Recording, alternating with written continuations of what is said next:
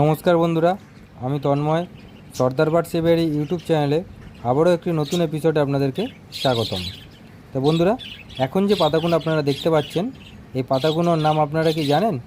যদি না জেনে থাকেন আমি আপনাদেরকে জানিয়ে দিচ্ছি। এই পাতাগুলোর নাম হচ্ছে পুদিনা পাতা। একদম হুবহু তুলসী পাতার মতো দেখতে, কিন্তু তুলসী পাতা নয়। এই পাতাগুলোর নাম পুদিনা পাতা।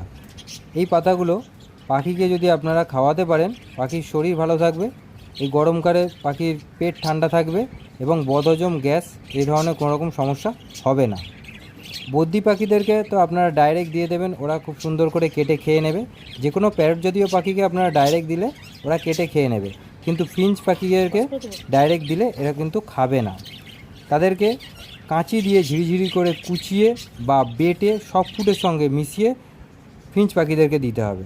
যেমন আমি আমার বদ্রি পাখির কলোনিতে দিয়ে দিয়েছি, আপনারা দেখতেই পাবেন যে ওরা কত সুন্দর করে খাওয়া শুরু করে দিয়েছে।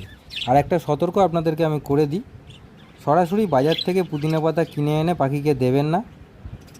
ওতে অনেক রকম জীবাণু থাকতে পারে। ভালো করে জলে ধুয়ে পরিষ্কার করে তবেই একমাত্র পাখিকে দেবেন। পাখির হেলথ ভালো রাখতে চাইলে পরিষ্কার পরিচ্ছন্ন খাবার দেওয়ার চেষ্টা করবেন। আর আমি আমার বাড়ির সামনে ছোট্ট একটা টবের মধ্যে পুদিনা পাতা চাষ করেছিলাম, সেখান থেকে আমি তুলে পাখিদেরকে দিই।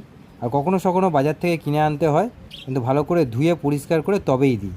আর আমার যে বদ্রি পাখিগুলো, তারা কত এনজয় করে খাচ্ছে আপনারা তো দেখতেই পাচ্ছেন। যাই হোক বন্ধুরা, আজকের এই ছিল ভিডিওটি দেখার জন্য আপনাদের অসংখ্য ধন্যবাদ।